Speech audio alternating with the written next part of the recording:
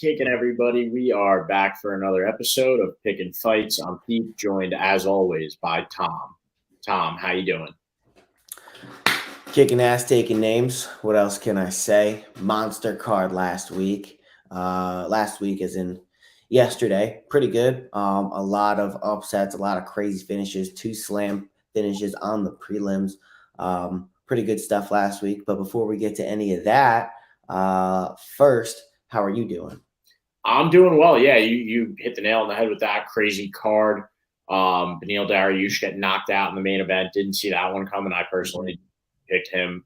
And then Bobby Green getting murdered, and no stoppage in that fight against Jalen Turner. That was crazy.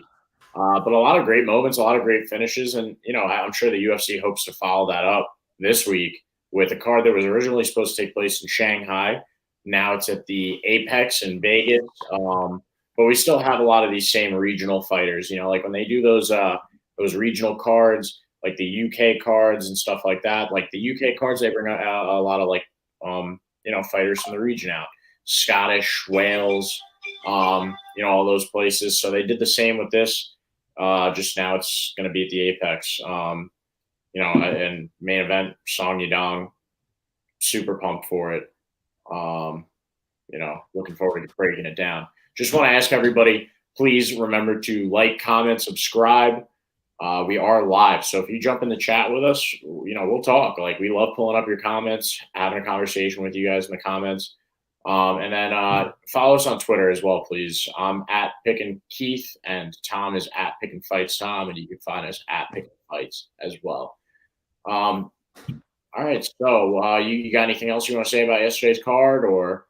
Well, no, I also wanted to draw attention to the fact that we have a new updated background. Nothing particular to celebrate. We just thought it was time for a refresh. We saw a glimpse of ourselves and with a slightly different background. We said, hey, why don't we make it? So, in the spirit of dropping a comment, letting us know what you think, hammer that subscribe button, but also let us know what you think of the background as compared to that kind of like brush steel metal background we had before. We thought this might be a little bit cleaner, but let us know what you think in the comments down below. Also, let us know what was your most, the biggest moment from last night in the Fight Night Card, UFC Austin.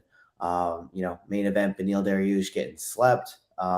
The 273 unnecessary follow-up shots that Bobby Green took to the head last night after he was knocked out.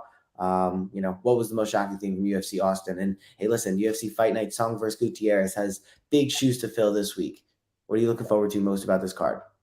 Mainly seeing Song YaDong. We haven't seen him in a while, and he's one of the most proficient boxers in the UFC. So, looking forward to seeing him put his hands to use. Absolutely. You want to jump into the prelim notables? Let's do it.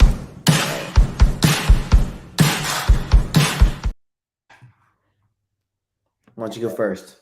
Yeah, so one I want to talk about, super notable, is Tatsuro Taira. He's fighting Carlos Hernandez this week. Tatsuro Taira is a minus 440, minus 440 favorite, massive favorite in this fight.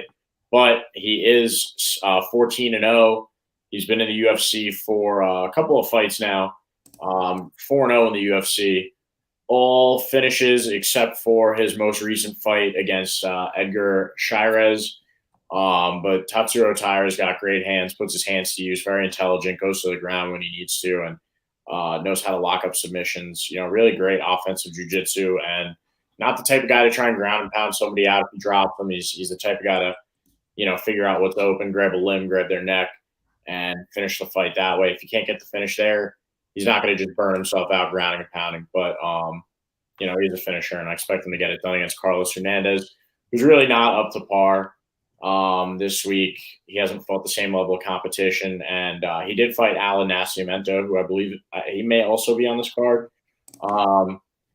And Alan Nascimento is another submission guy. He comes out of Diego Lima Shooter Box, where Charles Oliveira trains, susceptible to submissions on the ground. And Tatsuro Taira is going to expose that this week. So minus 440 favorite for a reason, but certainly a lock, in my opinion. What do you think, Tom?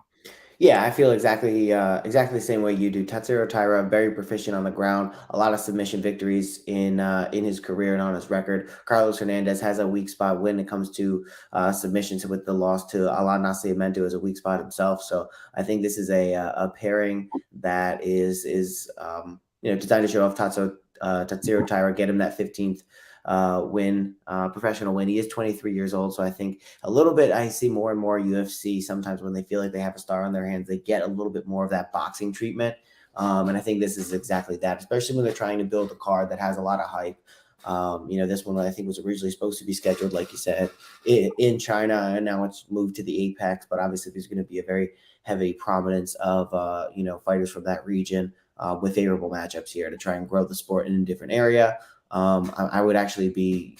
Do you know what time the card starts, and if it maybe starts at a different time I was just because of that? thinking that. I'm going to take a look real quick. No, 7 p.m. start. But Eastern. yeah, I do believe the last time around they did that when they had to move it from to the Apex. But yeah, like you said, a lot of favorable matchups. A lot of the times we see like Malcolm Gordon on these cards. And a lot of setup guys. Good fighters. Obviously, like they wouldn't be in the UFC if they weren't solid. And sometimes they pull off wins, but really good setup fighters, journeymen, and Carlos Hernandez is going to take the L against Tatsuro Taira this week. You got one for us? Yeah, I am going to be taking Daniel Marcos over Carlos Vera, and here's why. Carlos Vera is going to be making his UFC debut this week in the UFC Apex. You look back, he's 4-1 over his last five. All of those taking place in Fury. A lot of submission victories there.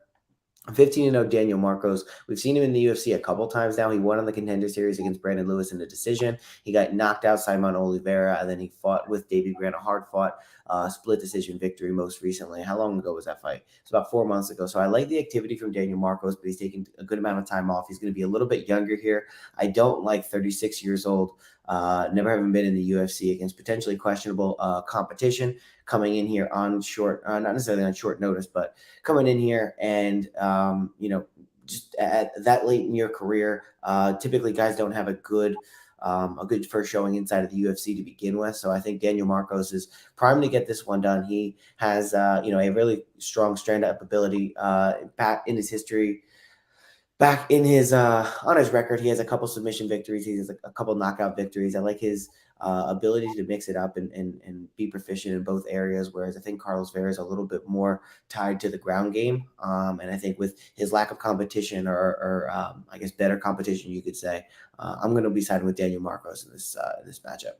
Yeah, I'm with you on that one. It's hard. It's hard getting into the UFC, and statistically debuts, don't go very well at an advanced age for the sport.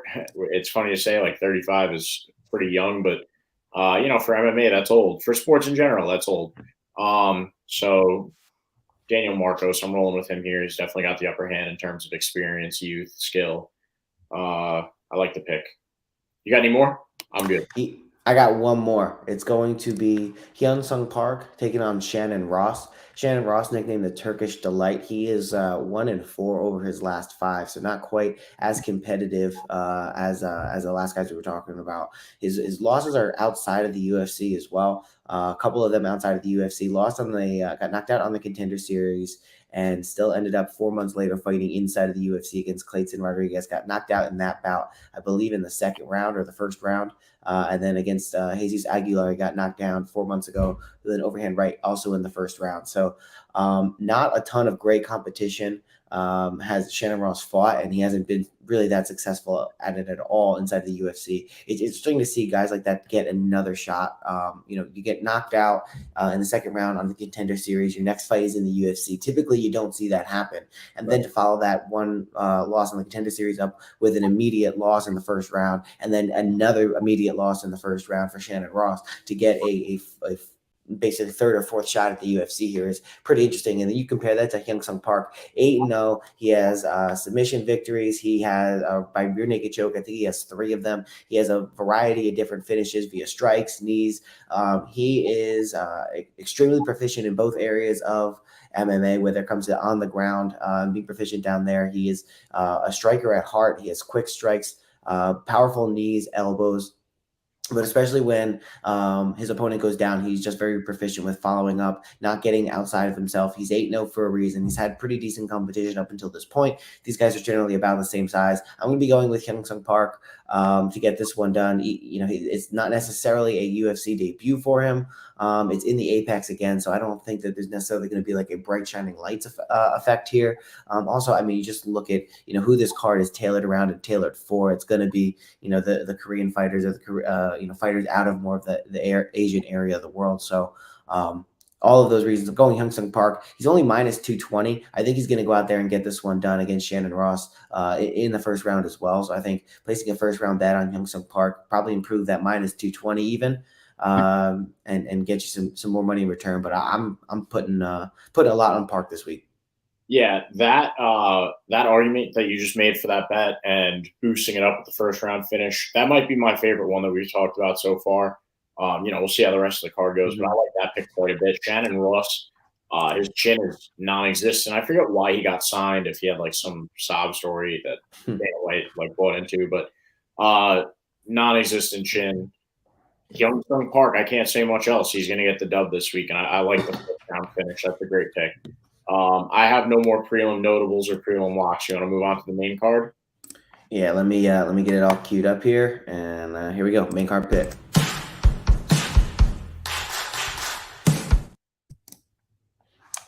Main card, starting it off, Nasrat Haqparast taking on Jamie Mullarkey. Nasrat Haqparast, didn't he just fight last night? Oh. Bad joke, because I feel like him and Kelvin Gastelum are like mirror images of each other. Yeah, low-key for a second I was like, did he? But yeah. They do look very much alike. That's a point. You put my brain in a blender with it more than anything. Yeah, that's what they say about all good jokes, right?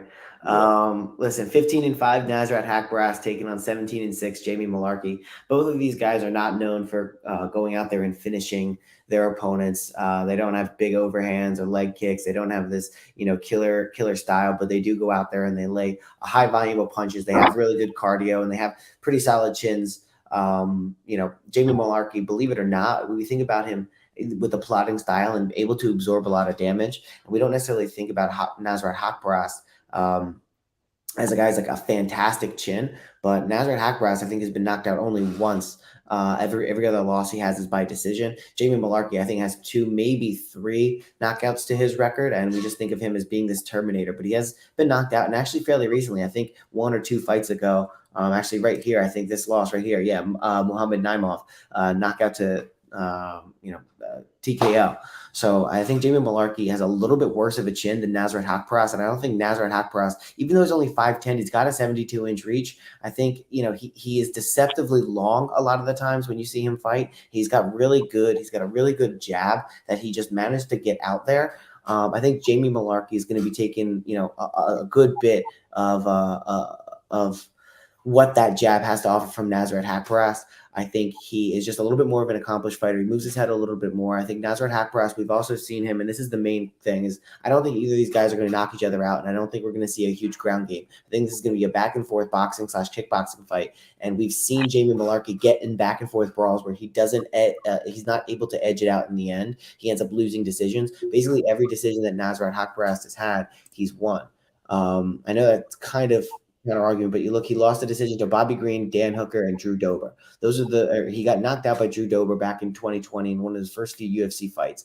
So at that point, you're gonna be okay with a loss to Drew Dober, I guess. At that point, you come back 3 years later. Your only other losses after that are Bobby Green and Dan Hooker, that you went to a decision with both of those strong strikers. That really is going to say a lot about your ability. Jamie Mullarkey doesn't have the same pedigree to his wins or to his losses, and on top of it, he has a few more knockouts to his credit. So for all those reasons, I'm going to go with Nasrat Haqparast. I think he's a little bit faster. I think he has a better fight IQ. I think he's been in the cage stage with better competition, and he actually turns out to be even younger in this one. So I like Nasrat. I like his gym, TriStar. I think they prepare people really well. So I'm going with Nasrat Haqparast to get it done.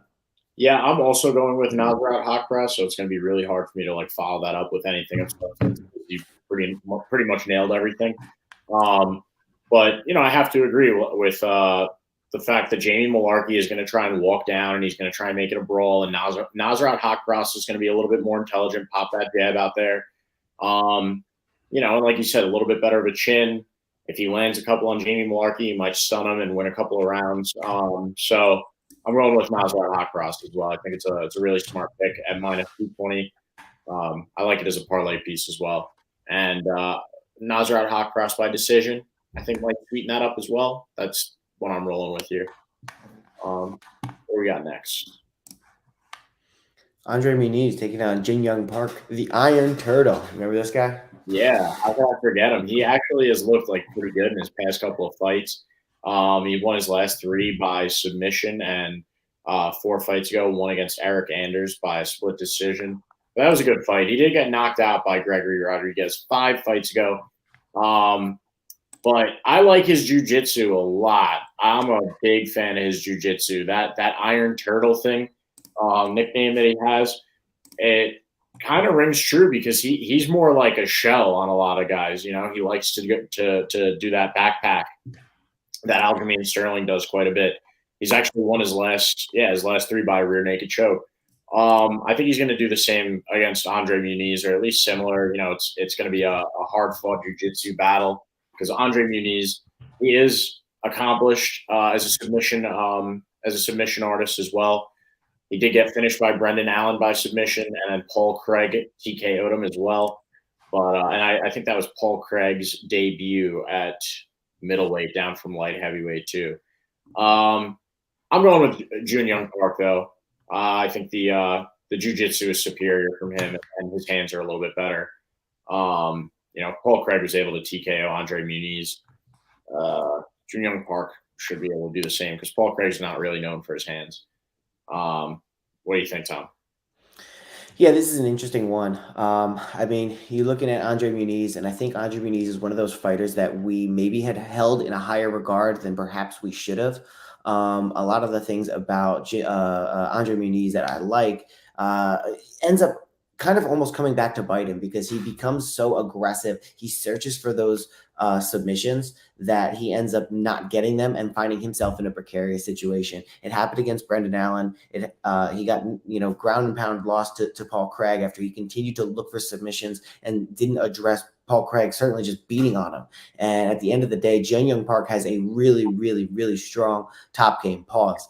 I think his ability to control a guy when he's on top of him and ground and pound him as hard as he can. No, listen, I don't know how to navigate this minefield of a whatever. Listen, Jun Young Park, he's got a really strong top control. It doesn't even sound better.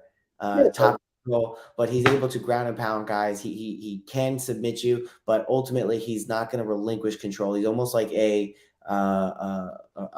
Nurmagomedov, a Dagestani in that regard.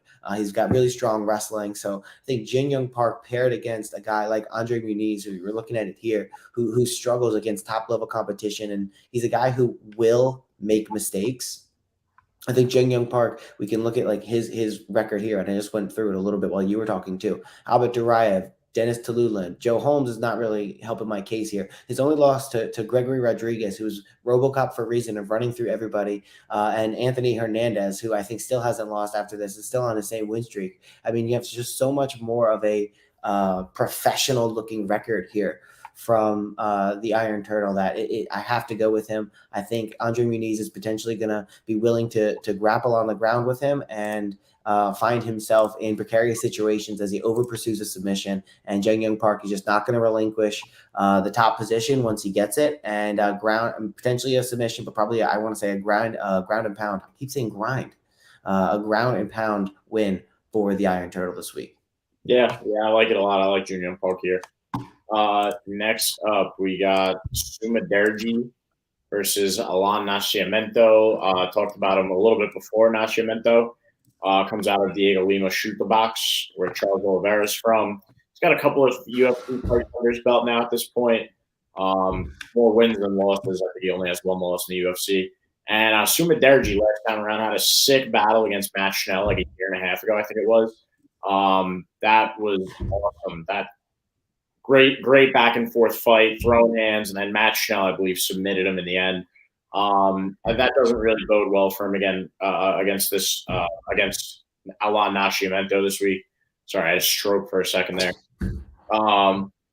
Yeah, Sumiderji's going to struggle against Alan Nascimento because Nascimento has hands. You know, those guys in Diego Lima shoot the box. They throw hands. They know how to strike really well, and he's also got like the same submission skills as those guys coming out of that gym.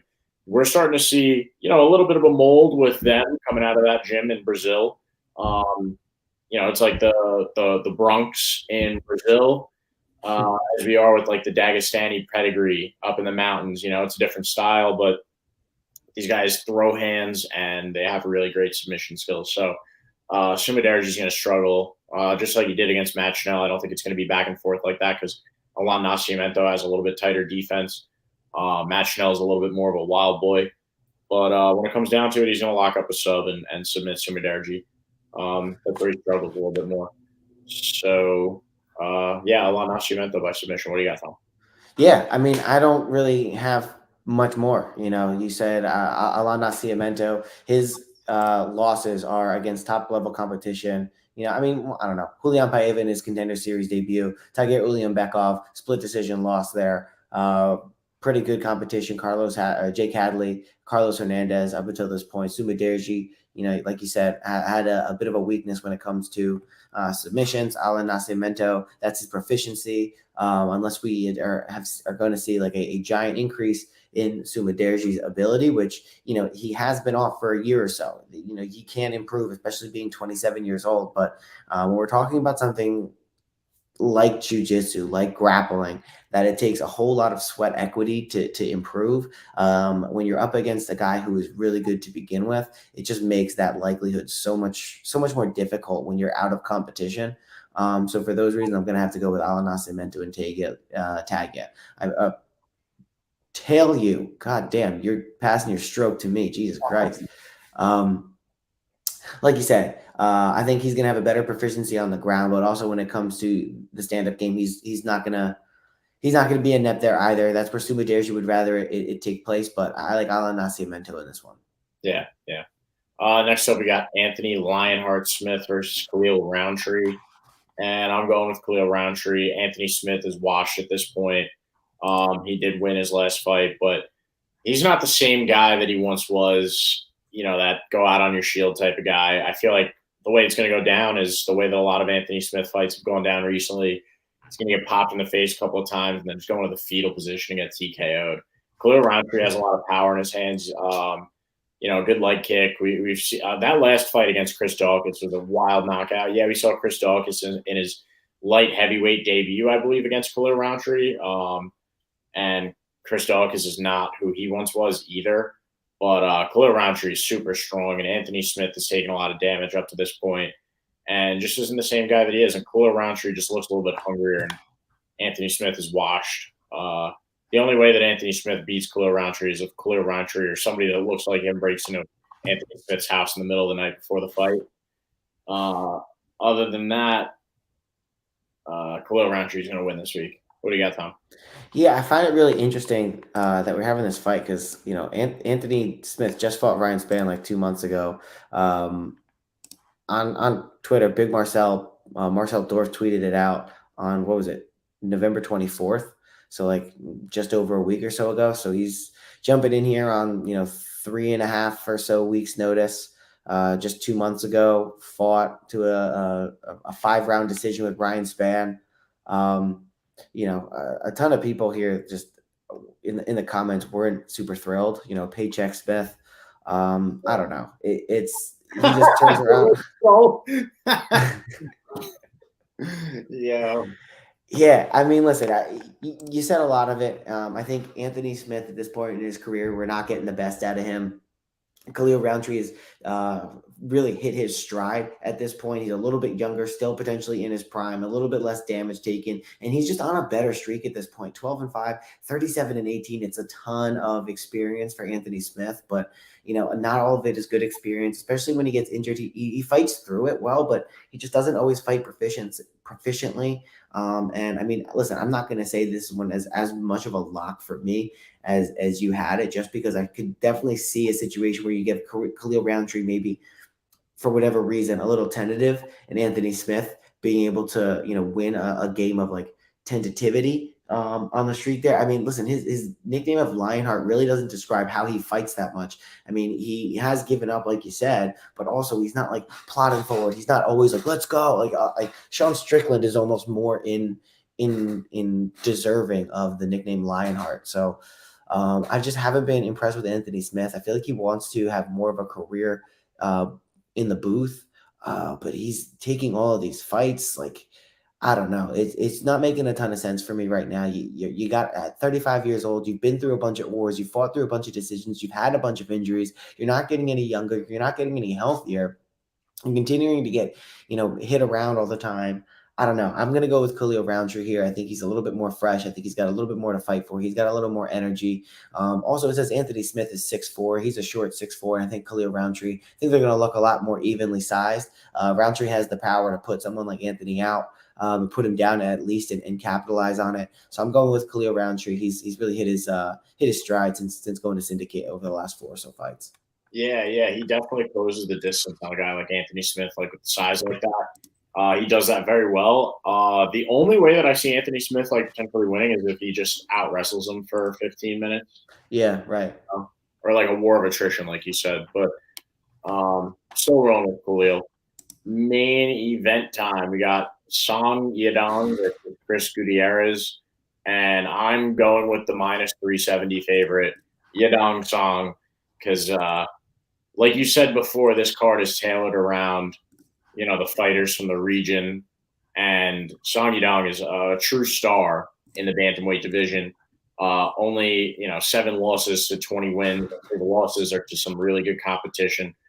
Doctor Stop is the most recent one against Corey Sandhagen, and Corey Sandhagen is upper echelon in this division. A loss is very excusable, and then he had that win against Ricky Simone not too long ago. Great win. That was a really nice TKO. Chris Gutierrez really has not fought anyone super notable out. Well, he has actually. Don't get me wrong. Pedro Munoz, old. Frankie Edgar, old.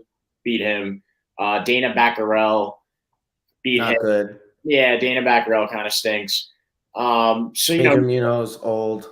Yeah, exactly. He's fought old guys and stinky guys, and while he has majority wins in the UFC, it's just not against high level competition.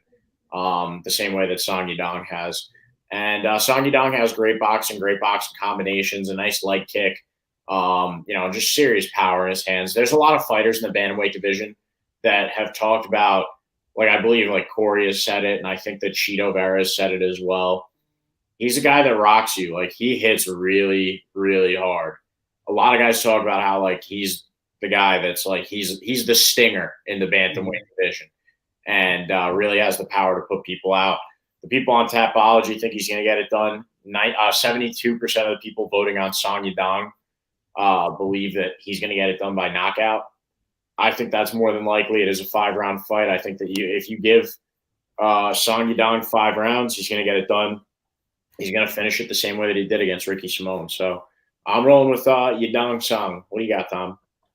Yeah, same thing. I think he's younger, he's faster, and he's more powerful. I think Chris Gutierrez is a little bit more wild, a little more squirrely of a fighter. You'll see him do like the spinning attacks and a little bit more unorthodox. Whereas Sung Young ones and twos right down the pipe. I don't think anything looping or hooking or out of the box that Chris Gutierrez is going to bring to this fight is going to help him against Sung Yadong. I think he's powerful, young, strong.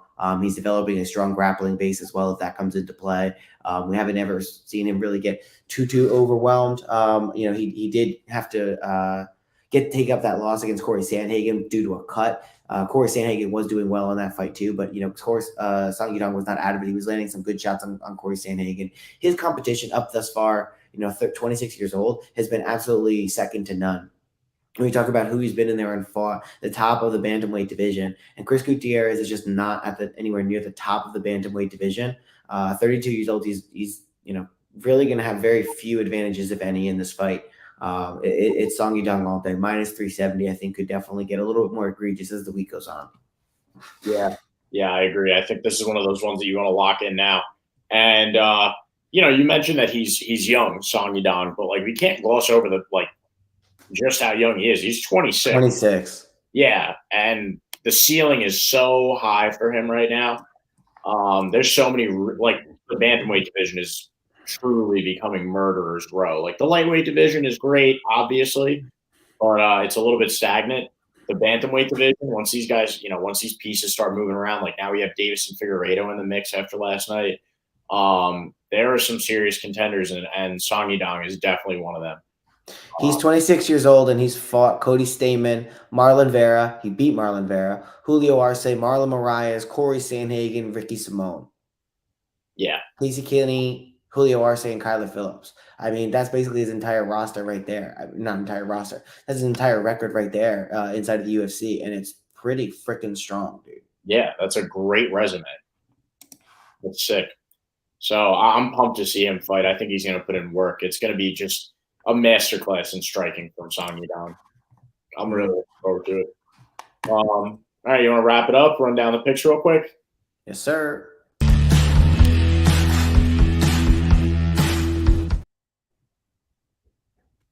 All righty. For prelim notables, I'm going with Tatsuro Taira, Hyun Sung Park, and did we have another one? I said Daniel Marcos. Oh, yes. How could I forget? Daniel Marcos, 15-0 over Carlos Vera. That's right. And then main card, I'm tailing you on that one. That is your pick, but I'm tailing. Main card, I got Nasrat Haqparast over Jamie Malarkey, Jun Young Park, the Iron Turtle, over Andre Muniz, Alan Nascimento over Sumaderji, Khalil Roundtree over Anthony Smith, and Song Yadong over Chris Gutierrez. What do you got? Yeah, I'm going to be pretty much a mirror image of you. Daniel Marcos over Carlos Vera. I'm taking Tatsuro Taira over Carlos Hernandez and Hyun-Sung Park over Shannon Ross. Up to the main card, we got Nasrat Haqparast. I think is going to get the win over Jamie Malarkey via decision. Jun Young Park over Andre Muniz. I think he's going to get a TKO victory in that one. Alan Nascimento, I think, is going to get a submission or a decision victory over Sumaderji. Khalil Roundtree TKO over Anthony Smith, and Song Yadong TKO over Chris Gutierrez. Yeah, I love this card. I'm really looking forward to it. It's going to be a fun one. For sure. And another chance for a lot of these fighters from the Asian region to, make a splash and become more well-known, for UFC fans. So just want to ask everybody one last time to please like, comment, and subscribe. We are live, so you can jump in the chat. We love pulling up your comments, chatting with you on here. It means a lot to us when you like and subscribe. It really helps us out, boosts us up. Please follow us on Twitter. Tom is @PicketFightsTom. I'm @PicketKeith. And you can also listen to us on Spotify. If you can't watch a whole YouTube video, we are on Spotify. Did I miss anything, Tom? Nope, that's it. All right. Well, thanks for being here on your Sunday. Enjoy the rest of it. Have a great week. Everybody else at home that was watching, thank you as well for being here. And there's really good football on TV, so I'm going to get back to that now. Same. Take it easy, everybody. Yeah.